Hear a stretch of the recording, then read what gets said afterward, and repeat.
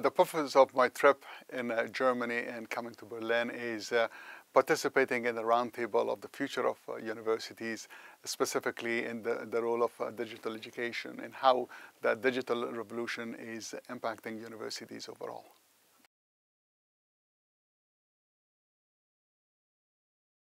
Well, MOOCs, like any new phenomena, whenever we have a new phenomena, people have an expectation to assume a lot and a lot of delivery in the short run, but underestimate its impact in the long run.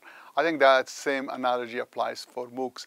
That when it started in 2012, people had very unrealistic expectations that it's going to really drastically change education systems, but I think as the people have begun using it and more people are getting exposed to it, that becomes one of the other tools that we already had. And I think it's going to have impact on the delivery of the content, but the nature of universities and what they do would still remain similar to what it is today. Okay.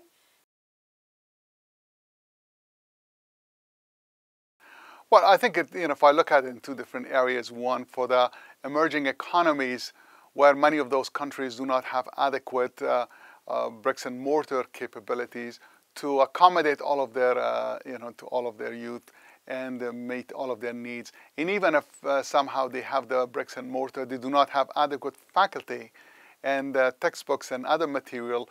MOOCs could really be tremendously helpful in those areas. Now, when we look at developed countries in the industrialized world, I think MOOCs have a lot of applicability, specifically for working professional who needs to sharpen their skills, who need to acquire new skills and keep themselves employable and competitive. I think that's going to be quite helpful. Also, I think in the industrialized world, and specifically in the US, I think it has a lot of applications in reducing our remediation problem in math, in English, and give students some advanced standing before they get to college so they can finish their college in a timely fashion.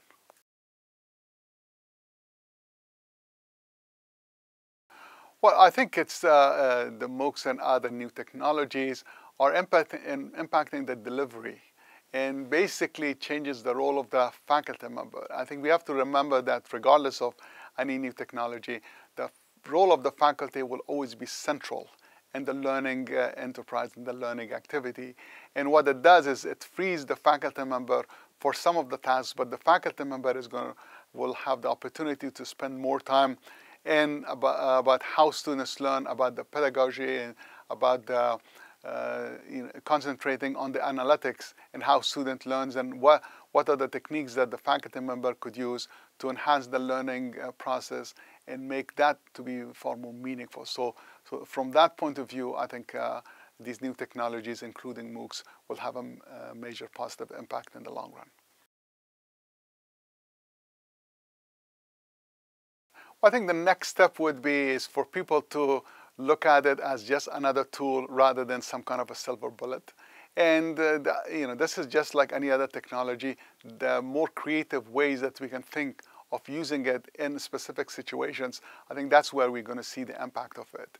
And I'm sure that as different faculty members, different groups look at new ways, in very creative ways that they're utilizing it, whether it's using it as a textbook, whether they're using it as part of a flipped class, whether they are trying to provide it as supplementary material.